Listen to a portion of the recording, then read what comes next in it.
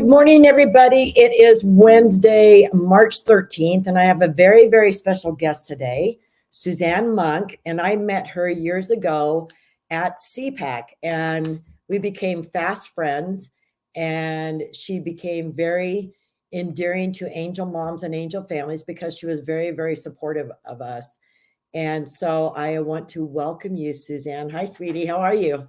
Good. We've actually walked the halls of Congress together. We've been advocating together for a long time, my friend. Yes, definitely. And you're such a presence there in the Washington, D.C. area. I wish I had access like you do to be able to do more.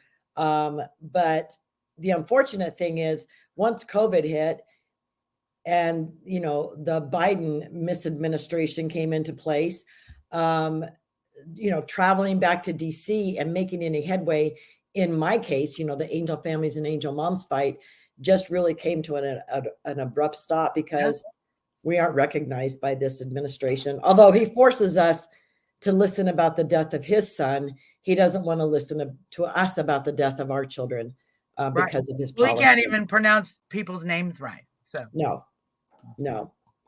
But I am I've got so much respect for you because you have really taken on this January 6th falsely imprisoned American citizens situation, and you're down at the jail a lot supporting these people who have been languishing there for 3 years now, right? Well, yeah, and in Congress advocating for the conditions, dealing directly with the BOP. Some things that I've done in the last 3 years since January 6th happened is, of course, we saw 4 members of Congress back in 2021 go over to the DC detention center. That was really the first time when a lot of the public really realized what was happening and the conditions that we were seeing our January 6ers be put under. And getting those 4 members of Congress raised that awareness so much, but it also did actually make changes in that facility, and it opened the floodgates really for Congress to engage the J6 issue. And everything we've seen since then has really been an ongoing product. Back in 2022, we dropped off copies of the American Gulag Chronicles to all 535 members of Congress. I've sat in with the Proud Boys trial.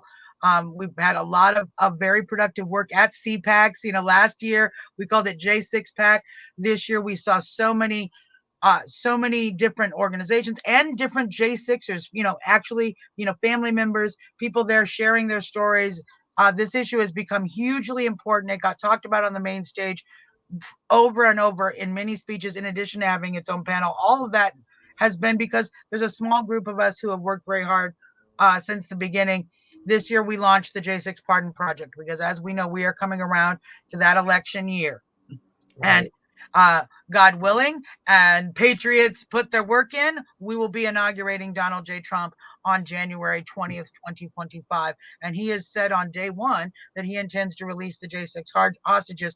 We are here to make sure that that job gets done in its entirety, that the president has every single tool already ready for him to fulfill that promise 100%. And that's what we're spending this year doing. Wonderful. But what's really a drastic contrast is when you see illegals in this country murdering, raping, assaulting, stealing, hundreds of thousands of dollars worth of stuff, assaulting people, just walking by and shoving people down the stairs into the subway, even raping children in South Carolina, North Carolina, and they get released right back out into our society. To think, and those people aren't even citizens, and they're here committing crimes against American citizens. And to think that we have American citizens who are innocent until proven guilty, who have been stuck in a jail cell for over 3 years, is absolutely disgusting. That this is even allowed to happen. And why haven't congressional members been able to at least get their freedom until their trial? Because the majority of them are not flight risks. Yeah, correct. So where is this stuck, Suzzanne, that it can't get these people out of jail? In part in the justice system itself, we have a very, very broken justice system. And One thing I will add to this discussion, we do see a lot of illegals that get let right back out. We also see a lot of illegals who are very violent, gang members, horrible criminals in our prison system, and they are escalating the level of violence, the level of danger for our inmates. So not only are we risking the people's lives who are out here on this side, but the people that our justice system has determined need to be in a correctional facility are also being put at grave risk, as are our guards, as are the entire system, because we are putting much more violent, often not mentally sane people. These countries are emptying their prisons. They are emptying their mental institutions. Yep. They are taking the people they can't handle, and they are the NGOs are helping them ship them into our country. And many of them roam the streets, but many of them are clogging our judicial system and sitting in our prisons, turning them into Venezuelan style prisons where they don't have control, where there isn't the ability to keep a safe prison, because the people that we have inside there are so very, very dangerous. And frankly, it's really personal to me, because some of these facilities are the places my friends are at. These immigrants, these illegal aliens, it is making it literally more dangerous for our J6ers as well, because we are not doing anything to stop them from getting here in the first place. So I just want to add that. As for Congress being able to move these cases, Congress, with all due respect, and I appreciate the hearings that they're doing, we're getting to letting the information out. I don't see a lot of legislation. I don't see a lot of tangible action from Congress in rectifying the J6 situation at all. In fact, it's been a little bit of a pressure cooker we've had to put on them to even get them to go visit the facilities, engage the Bureau of Prisons directly in a way that can make improvements. We appreciate Matt Gaetz's office doing more of that even now as we speak, some of that even behind the scenes, which is great. We want Congress using their leverage. But that's one. That's one. It's maybe 5 people on one hand we can count that are actually taking action that improve the J6 situation. And the judges aren't doing it either. Trennis Evans of Condemned USA, a very important case that he has been doing work on for a change of venue that yet again was turned down and not even wanting to be heard by these judges. So the case is sound. The evidence that these juries are biased, the statistics have all been demonstrated. They did fantastic work on proving all of these facts. The juries are biased. The judges are biased. This is not a impartial jury of your peers, and we should be moving these cases. And we've not yet seen that happen in the judicial branch. We have not seen the action necessary in the legislative branch. And so we are going to need the executive branch to get any real justice for these folks. And then as soon as everybody gets out, I can tell you right now, every single one of us activists are going to be right back up Congress's backsides to make sure that they do the legislative work that needs to be done, including they are going to need to start the impeachment process for many of these biased judges who are unconstitutional. They are dysfunctional because they are so unconstitutional. We cannot have a judicial system that has dysfunctional, unconstitutional judges operating. Well, they're interpreting the law and making law from the bench instead of upholding the law. And of course, they have their, agenda items sent to them by the liberal political party, the Democrats, and they're told you better do what you need to do. But do you think that congressional members are kind of dragging their feet on this because it's been shown? And I talked to a lot of people about this, and they're like, yeah, that was a setup, but January 6th was put into place to shut us up and make us realize you better not stand up against this government. So do you think politicians are kind of dragging their feet on this because it's an election year?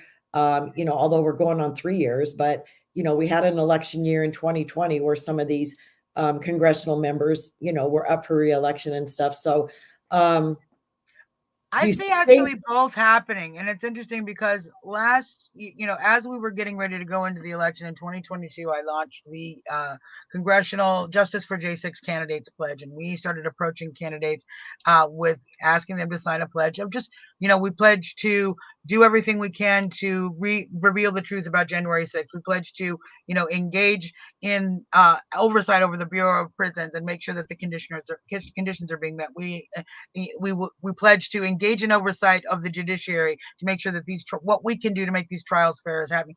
Some basic, simple pledges. A lot of the stuff that we've already seen: Matt Gaetz, Marjorie Greene, Troy Nails, Clay Higgins, even many of these folks already engaged in. So it wasn't asking them to promise even that much more but we were engaging in that exact way to build up their spines and to teach them, and this is true, that this was going to be an election year topic. And I said this over and over, and it actually is. So there are some candidates that are running from the J6 issue, sort of hiding from it election wise, but there are others who are raising money off of it. They're building votes off of it, and they're seeking the endorsements of J6 activists, of J6 influencers, because they know that the huge part of the electorate is actually behind them, in support of this issue. And I quote, and I continue to quote, a Reuters poll that they did even last year: 65% of the likely voters, Democrat, Independent, and Republican, 65% believe that the federal government was involved in January 6th in a set-up fashion. That's a huge number. This is a winning election topic, and the candidates and the incumbents that are smart and are engaged are running on it. They are running on this issue, and actually it is getting votes. And frankly, it's getting votes for President Trump as well. He knows. That's why he's making these promises, because he knows that the people want it, and it Right. brings that support around him. And we see that energy everywhere he goes. And so I think he knows very well. He's a very smart political man. He knows very well how to play to the crowd. We've seen him do it very much, and the crowd says free the J6ers. So, and I know you have, but the Loudermilk report that came out, and the pressure and the friction that's being put out there to Liz Cheney and Nancy Pelosi and all these people, do you feel like there's a light at the end of the tunnel for these J6ers, that something's going to break with this news that's coming out? I mean, I was disgusted, Suzzanne, reading that report, to realize that these elected officials were actually willing to lie and hide information so that innocent people would be thrown in prison like this. We have to remember this. Yeah. With the people who were involved in it, and we have to make sure that they're voted out of office. There needs to be special recalls. I mean, I know Liz Cheney's not in there anymore, but there needs to be special recalls against Nancy Pelosi. How dare that bitch do this to American citizens who were strictly there thinking that they were, the freedom of speech and just be at the Capitol and feel something on that historic day. They weren't trying to overthrow the government. Nobody was armed with guns, but if this kind of behavior. And Marianne, listen, it wouldn't have mattered if they were, had they done their job. Right? The ultimate, the reality of the situation is, the reason we have the Capitol Police, the U.S. Capitol Police, are to secure the U.S. Capitol building. That is their one and only task that they are you had one job, U.S. Capitol Police, that day. And every day you have one job, and that is to secure that building. They failed to do that, in part because their leadership denied them the tools available. Right. Had we merely taken the National Guard, used it to help secure the perimeter, no torn down fences that nobody saw, restricted access signs ever, no breaches of barricades with just 2 or 3 cops that literally looked like they were participating in tearing the barricade down, not actually holding the barricade. None of that would have happened. We wouldn't have the J6. We would have January 6, 2021, which was a mildly noteworthy day in history that we all could have forgotten long ago. What made January 6th was the security failure. And however that played out, you opened the doors, you marched them in, you gassed yourselves, whatever you did, Capitol Police, number one, you failed.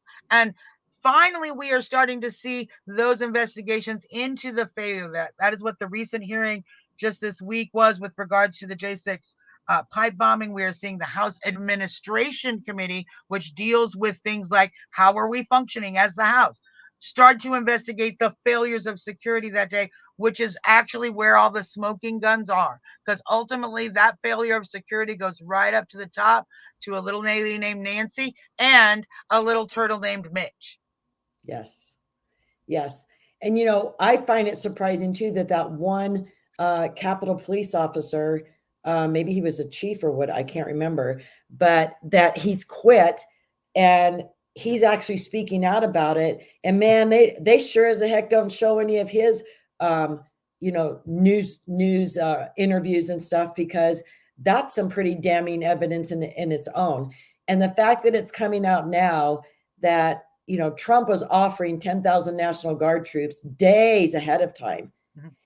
And these FBI officials, these governmental officials, they know the chatter on the internet and on the phones and what's going on. And even from people who were there in DC already, they know the chatter that's going on. They knew how many people they were expecting there. Look, they have access to flight records. They knew how many people were flying into DC. I got something I can show you about that. I keep a little piece of history with me here.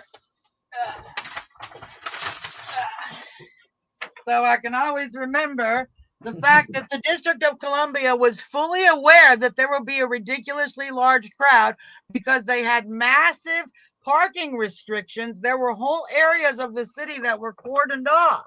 Emergency no parking, start date January 5th, 2021, end date January 6th, 2021. I kept this sign so that I could demonstrate to you. We had these all everywhere because there was a very secure perimeter you could not drive in and out of. The people who lived there couldn't get the cars in and out because we were so locked down. So the mayor was fully aware that we were going to have massive crowds and took action to address those crowds while she turned down the additional security force. Yeah. And I mean, all they needed to know too was hotel reservations, right? To know the influx of people that were coming in there. Like I said, airline tickets, train tickets, anything that would indicate an influx. They sure as a heck know, when people are heading over the border. This whole... Yeah, well, here, this will make you mad then. This will make you mad because I did some research for one of the J6 cases here. About that, because one of the things they're enhancing these folks' sentences with is damages occurred to the city, that they're saying that these folks damaged the DC economy by the events on January 6th. And we did the research. God. We did the research. We put more business into this barren city that was literally struggling and starving under the COVID protocols. We put more business in that weekend and in that time than we basically paid for about the first 2 quarters of DC's revenue in that one weekend. So the idea that somehow January 6ers hurt an economy here was insane. And I've found the statistics, I've showed the statistics and shared the statistics with attorneys in ways that they tried to put in front of lawyers to prove that is not true. We did not damage the economy. They would not show that evidence. But there's never been any charges with the BLM and the what's that other group called? Nor lawsuits. Nor lawsuits. Burning down frankly, cities. That is something that the District of Columbia should be doing.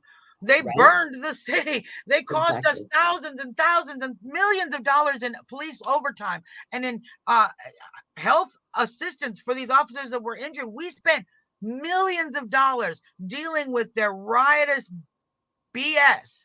Yep. And we, the district residents, have just eaten that. We've eaten that cost. The taxpayers have eaten that cost. And frankly, we're the district. So you federal taxpayers have eaten that cost too. And y'all should be mad. Well, and they'll never bring it up. They'll never talk about it in the way that we're doing it because it's racist to even talk about Black Lives Matter and the damage that they've done to a community. But, and it wasn't just Black people doing it. It was people of every race out there doing it.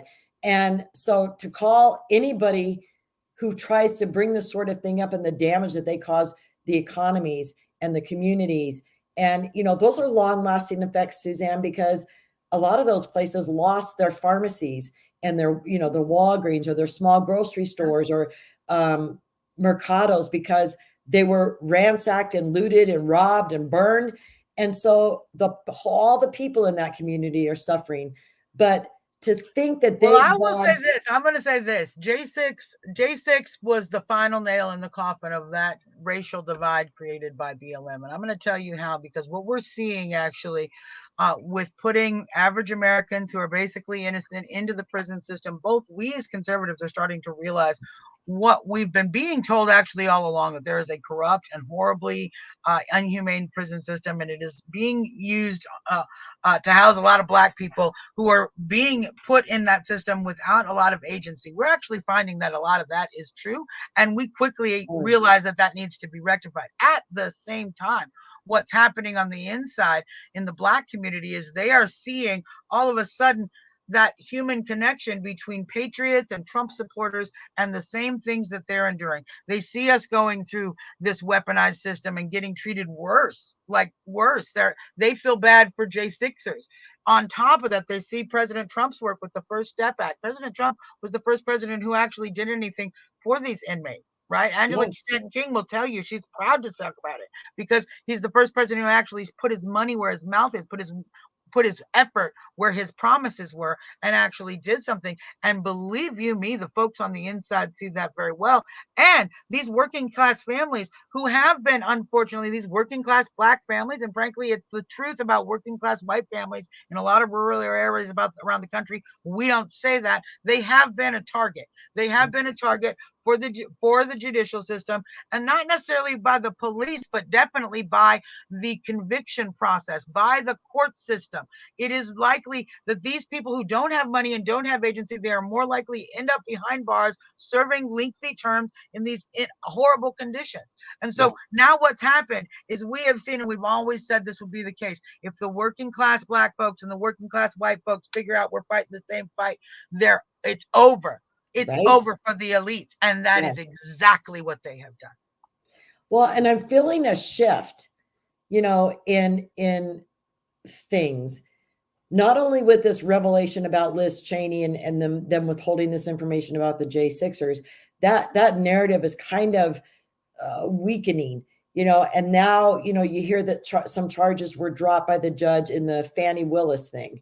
And I'm feeling a shift in things, Suzzanne. And I think it's because, like you're saying, Americans are fed up. They're fed up with feeling like victimized, and that's what we are with the open borders, with people not feeling like they have freedom of speech because of the J6 example that's set out there for them.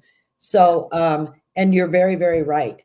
If we would all Well, just and we come got to together dig as in. Americans and Yeah, and fight we them. got to and we got to dig in. Look, I'll give like maybe a rural example. When you're like rolling a big boulder or pulling out a stump, right? And you start to feel it give, that is not the time to breathe and pause and be like, "Oh, we made it give." When you feel it give, push harder, right? That's when you Yeah, crank the winch more. That's when the car's coming out of the mud. That's when the stump's coming out of the dirt. That's when the boulder's going to roll over.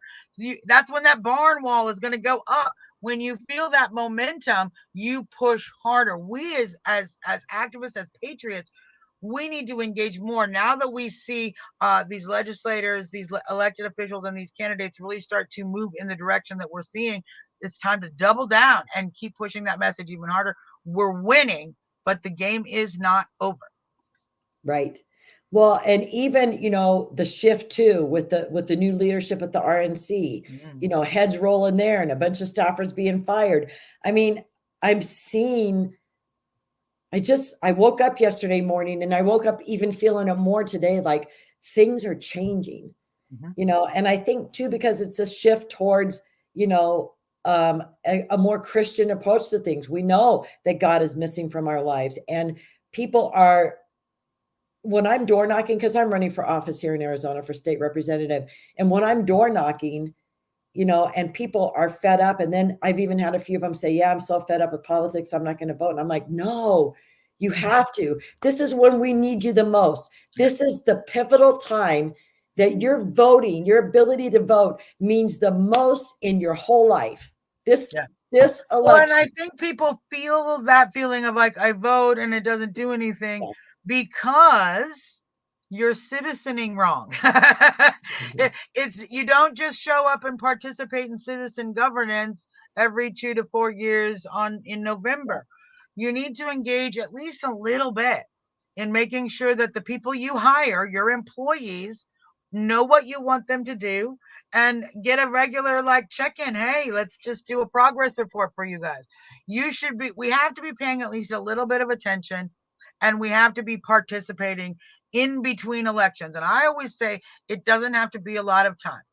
But if you took 15 minutes a week, right? 15 minutes a week to engage your elected officials in whatever capacity, your local officials, your county or state officials, your federal officials, some issue that gets in your craw, if you took 15 minutes out of that whole week to write an email or make a phone call, you would feel so much more empowerment and agency so that you would know why you're voting, why your vote is important. If you that realization happens when you engage the rest of the process. So, if you feel like your vote doesn't matter, do a little more. Make a few phone calls and you're going to realize how much it matters, and you're going to feel better about the entire the entire nation we were given by our founders. Because once you realize that it's not just we the people, okay?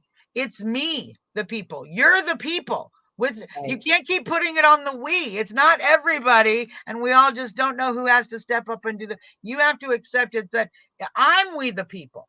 So that means I need to step up and self govern.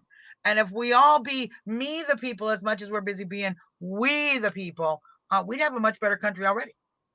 Right. And when I was guest hosting Texas Fully Loaded and you were on and you brought that up, that 15 minutes, I took it back to my LD meeting, the next meeting that we had, because we have a monthly meeting. And I was telling them, because there's so many elderly people who are precinct committee Sure, men and women, sure. and they're always saying, well, we can't door knock. And I said, I get that. But I had a great conversation with a very good friend of mine, and she mentioned, we need to become 15-minute patriots. And that's 15 minutes a week that you are putting into your community, helping a candidate, Yeah, calling the representatives to stop them voting on a certain bill, calling your representatives to encourage them to vote on a certain bill. right, right. Anything and everything that you can do. Yeah, What is 15 minutes out of your week? yeah, What is it? yeah. Nothing. Nothing. Nothing. We spend 80 times more than that doing this. Yes. And here's what's funny. The tool you need to make those phone calls, to send those emails, is already sitting in your hand. So Yeah. instead of watching that cute cat video, just save it. I love the cat videos. Save it for later. But then pause, do a little email, come back to your cat video. It's really actually pretty easy once you get used to it. It's like a habit. It's like getting up and drinking a glass of water the first thing in the morning because you know it's healthy. You build the habit before you know it becomes part of your daily life, and it becomes part of your health. I guarantee you will feel healthier the more you feel you are part of the process to make legislators be responsive to the people. Well, I was talking to a couple and they were they were strong conservative people and they signed my petition, but um, they're disengaged politically in their community. And I was telling them, I said, I didn't even know this whole world existed before I found out somebody told me about going to your legislative district meeting. And I Mm-hmm. said, it's once a month. It's an hour and a half to a 2 hour commitment. You come once a month, you're around like-minded people. You learn about being a precinct committee man or woman and what you can do further for your community and your constituents. And it's a whole nother world going on around you that you don't know, Mr. and Mrs. Smith, because you haven't asked about it. But my phone Right. number's on my palm card, and Yeah. please take it and call me when you're ready to attend a meeting, because the engagement, it's just like I remember one time, Suzzanne, going to this racetrack in South Phoenix, and it was like demolition derby type of a thing. And I Mm-hmm. was sitting in the stands looking around thinking, I didn't even know this world existed. Yeah. And that's how it is with legislative district meetings and Right. becoming a precinct man or woman. Right. People don't even know this exists. Right. Well, and Marianne, I know you, I've watched you experience this phenomenon. You have gone and engaged the creating a narrative, sharing a narrative with the angel moms and all of the work you did normalizing those conversations. And yeah, I saw the frustration, Congress not doing all the things you wanted to do, but I also watched that the message of angel moms becoming part of the national conversation, becoming part of the regular conversation. In fact, so much of the work we see on the border now is because you guys had that voice and we're pushing the stories and we're pushing the conversation forward. And now we see the patriot community, they're doing a great deal of attention on the border. But look, back when you guys, when we were first meeting and when it was, early days, we didn't have, the Law and Border. We didn't have Ben Burkham doing a whole show every week. We didn't have all of this. In fact, Ben was just a little citizen journalist doing that on his own. We Yeah. were babies, but we stood up among giants and we're just as big, and we've changed that conversation.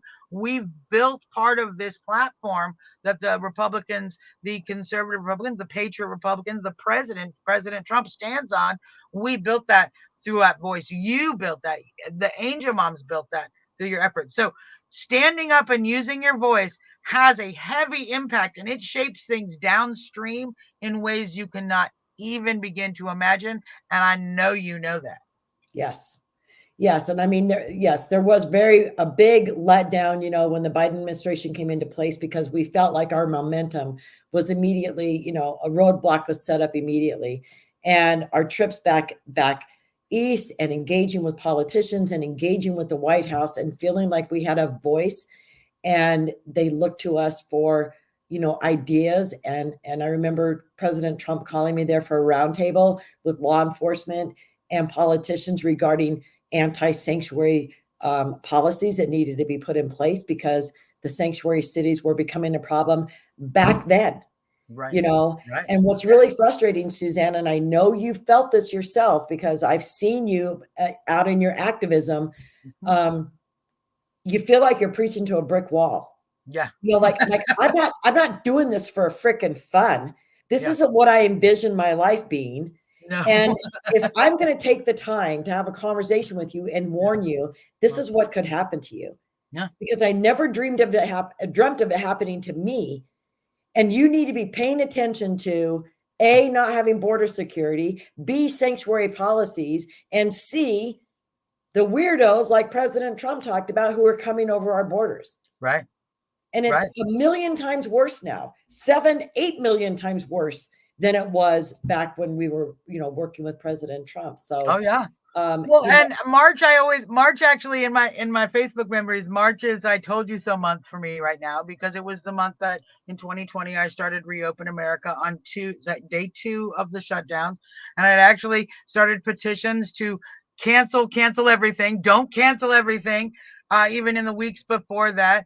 And I spent the entire 2020 years screaming that message at the top of my lungs. And frankly, I watched a lot of people cave to fear. And that was, in fact, very frustrating. And It's nice to see that the medical freedom movement has grown from that. But there's a lot of things that didn't get done. And there are empty storefronts still to this day. There are families whose generational wealth has been destroyed. And frankly, we are still using COVID protocols to control our prisons. We are still pushing the jab on inmates. We are still requiring masks and punishing these individuals for not wearing their masks. We are still using these ridiculous rules to torture people. It's unbelievable in modern day America that this kind of stuff could be going on. And who would have ever thought that our Department of Justice would become so weaponized that the FBI would be an organization that is looked down on versus the FBI, the CIA. And it was probably 7-8 years ago when my whole world was turned upside down when I was reading that book, The Killing of Uncle Sam, and finding out about history and the Federal Reserve and the people who are behind the scenes the Council of Foreign Affairs. It's not even a government entity, yet they run so much, and that's an organization that the former FBI director, John Brennan, is on. That guy is the most evil person. And to think that he's on the Council of Foreign Affairs, which is an NGO. Yeah. And to think that he comes out of the woodwork again and has something more to say, it's like, crawl back into your hole. But these people will never go away because of the power and the greed that we have allowed to go unfettered in this governmental show, and the bureaucracy and the NGOs, the power that we've given them, and the money that we're just handing over to these NGOs with no accountability.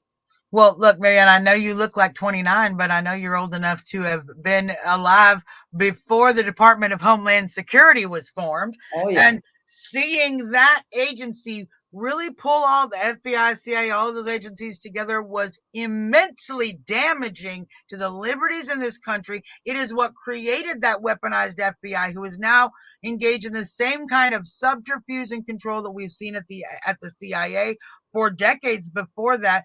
And it created this cover so all of these agencies can operate in a way that we don't really have a way to control them.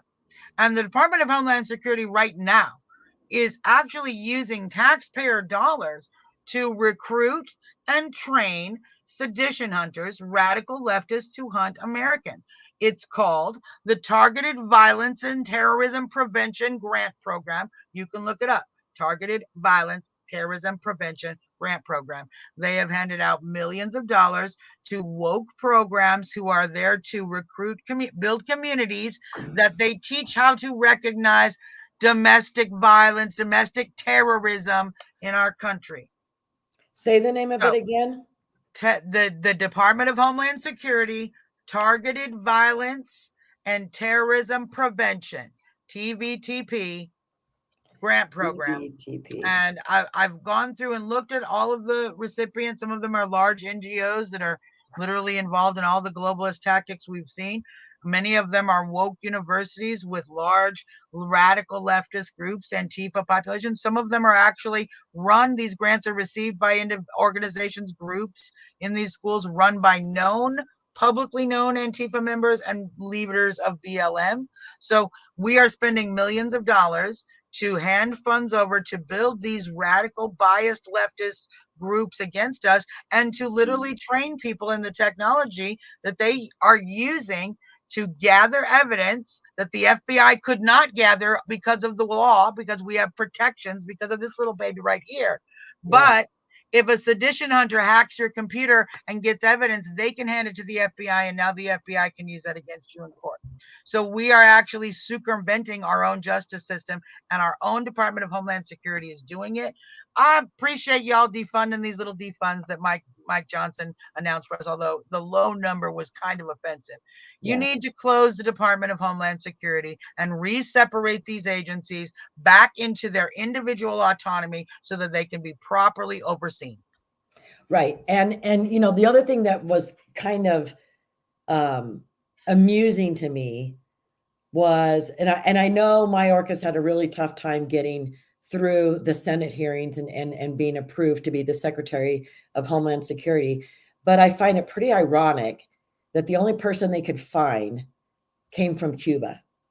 Right. It wasn't an American citizen who was going to head Department of Homeland Security. Whole history, you could see where he was starting to turn, but he learned everything he needed to know, being the deputy secretary and being at USCIS, to know how he could be an effective Secretary of Homeland Security, effective in destroying this country as the Secretary of Homeland Security.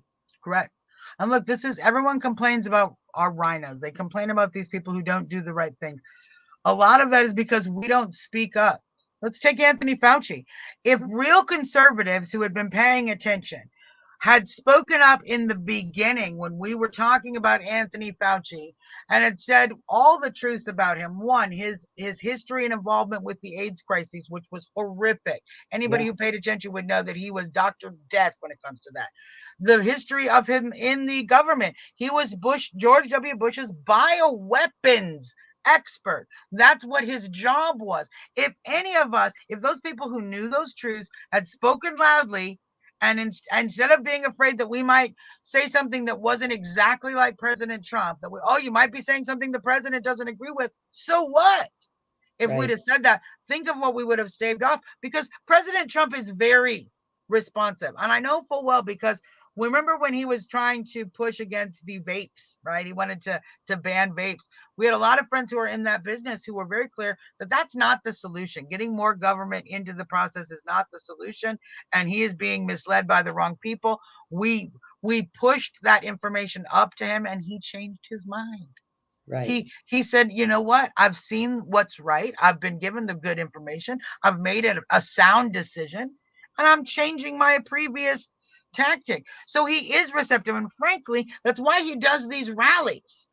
That's why he stands in front of those crowds and you watch him do it. He feels the will of the people when he's talking to us, and he says this and that. And the things that we respond to voraciously, loudly, you can feel the crowd respond. Those are the things he pushes more. Those are the things that get into his speeches again and again. We've watched it happen. He is very receptive to us, the MAGA community. And that's why we're getting right now him saying in his posts that pardoning the J6ers is something he's going to do on day one. Because one, we've been saying it so much that he's hearing it.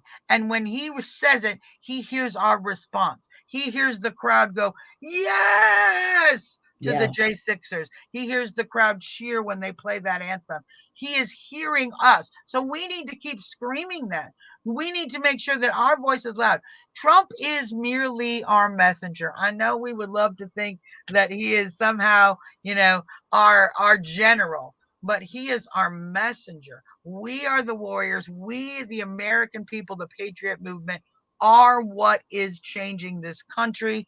And Trump is literally, he's just the edge of that shovel. We're the ones pushing the shaft and digging that new foundation. Yes, 100%. And he is very, people often ask me, what is he like? Because a lot of people have an opinion about him, like he's pompous, he's egotistical, but he's so genuine, and he remembers, like he remembered all of us angel moms. He remembered our children's names. He was very compassionate. He wanted to know what we thought and how laws could change and protect families like ours. He wanted us to engage with him. And that is one thing about a president. I mean, the president of the United States would take the time to meet with mothers who've lost their children. I wrote to Obama twice. Biden's been in office. They're never going to meet with any of us. They ignored us. Right. But this man searched us out, Suzzanne, because he had seen our stories. Yeah. And you're down in the Southwest. The Bush family could have reached out to you at any time.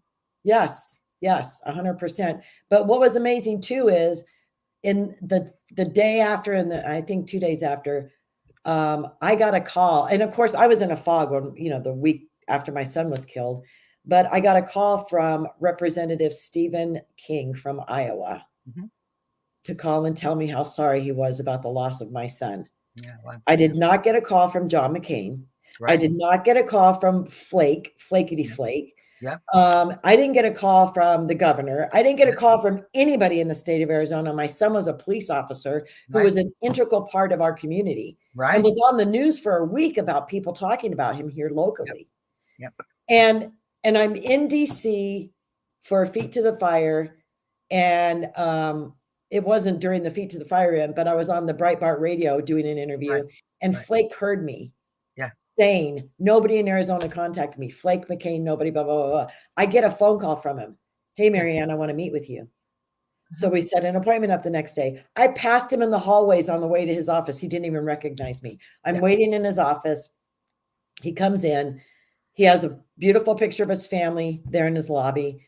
And as we went into the office, I said, that's a beautiful picture of your family that you have in the lobby. I said, but I've got one question to ask you. And he said, what? And I said, which child would you choose to lose at the hands of an illegal criminal the way that I did? Because the way you're voting and the policies that you're upholding is really what contributed to the death of my son. The meeting was over, Suzzanne. That was it. Mm-hmm.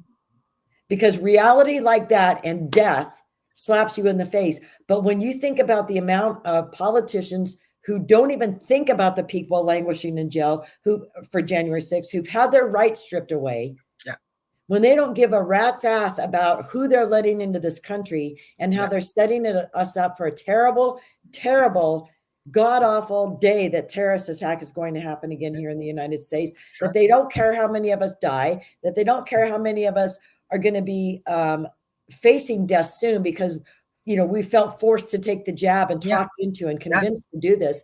When you think about all the things that lead to death, that these politicians participate in, it's pretty disgusting. Well, and let me say this as well. Right now, Jeff Flake is known as a rhino. His reputation as not being somebody that we in the conservative movement and the real Republican Party should have any interest in retaining or working with or liking. He's not one of us. He's clearly one of the establishment rhinos, and he's demonstrated that. And in part, Marianne, because people like you who are willing to put feet to the fire, as you say, who are willing to call out the truth. That's really what the Patriot movement has brought to the table. We are all of a sudden willing to treat these elected officials accountably. They need to be treated accountably. That doesn't mean we're not there to stop. We're not doing Maxine Waters. We're not stalking them in the streets, right? But we are making sure that we engage them. We do make those phone calls. We do address them at events when we can talk to them and say those harsh truths. You do take those meetings, but don't hold back and say the things that need to be said, because you get to demonstrate by showing him that he closes down those meetings. You get to show his rhino bones. And we've really, a lot of us patriots who are willing to do that have helped the patriot community really see who's on our side and who is not on our side. And you're welcome for people like Marianne and myself who have been doing the hard work of showing you who the rhinos are. You're welcome. Now go vote them out. Well, and it's not on mainstream media about 20 angel moms showing up at Nancy Pelosi's office and having the door slammed in her face and shoved out of her office. Right. But it would be, it's all over mainstream media when the liberals show up, 200 of them, and go into the law, into the rotunda or wherever at the Capitol in the Senate buildings and scream and yell and throw themselves around. And, people can't even hear properly. Right. But, how skewed. I mean, angel families were following protocol and being very respectful. Of course, yeah. And not screaming and yelling and causing a scene. Right. But to have an elected official slam their door in our face was pretty disgusting, especially when you think it's 20 grieving mothers. Right. Right. I don't want to lose sight of why I wanted you to be on. We're about 7 minutes from having to end this show, but I really want you to talk, Suzzanne, about how people can step up and help these J6 prisoners. And by help, I mean putting money in the J6 fund so that these people are able to have the nutrition and the hygiene things that they need. Tell us more about that. Yeah, there's a few things that I need everybody to do. Number one, you need to educate yourself about the truths of J6. What you don't know is massive, because there's a lot to know. And what you do know, even those little bits, are going to help you be able to share the message, make our politicians accountable, and get the J6ers the help and the attention they need. So number one, everybody needs to go to stophate.com, Stop Hate. That's David Summerall's site, and it is the most comprehensive site of information on the truth of J6, on all of J6 fundraisers, legal funds, every kind of thing that you need, the information you need to help, where you can provide that help. And you can also watch all of the documentaries they've put out there, Bloody Hill, as well as the latest J6, A True Timeline. And those are things that you should be sharing with your politicians. The number one thing to do is get yourself informed and get yourself engaged by going to stophate.com. The second thing that you can do. Put that in the comments. So everybody's got a awesome. The second thing you can do, and that's why I have my link here under my name, You can go and read about the J6 Pardon Project at j6pardonproject.com. Read what we're doing and share that out, because it's going to be so important that we, the American people, have this conversation and have that voice. As we talked about, President Trump is responsive, and he's been more responsive to this issue and to pardoning the J6ers. We need more of that. We need to create the voter mandate that says, President Trump, on day one, we, the Patriot movement, all 81, 91, 101 million of us, want you to pardon all J6ers on day one, just as Dinesh D'Souza said yesterday. They all have been denied due process. They all deserve clemency.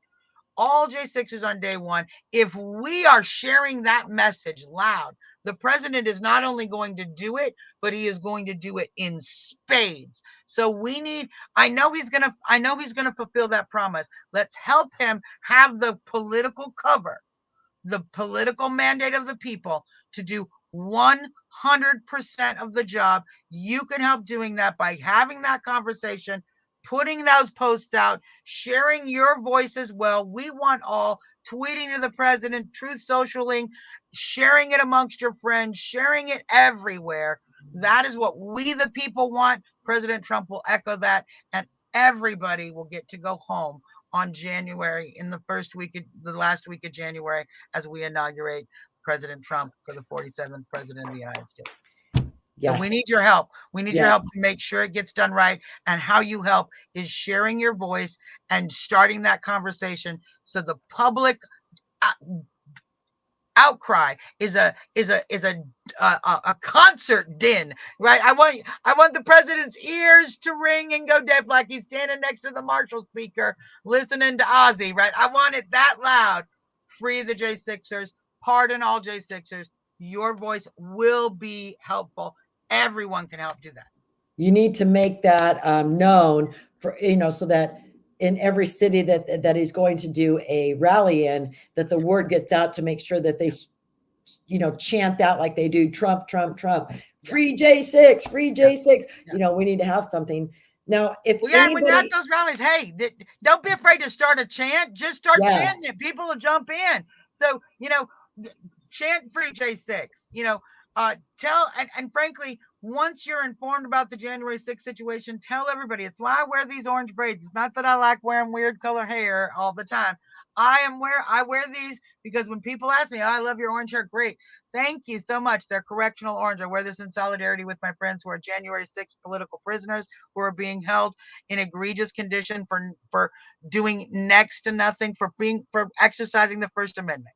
And I get to talk to people right here in a deep, deep blue city. I talk to Democrats all the time. I tell you what they say. That sucks for you. That sucks. That's not right. That should not be happening to your friends. Right. Thank you. So yeah, feel free to be loud.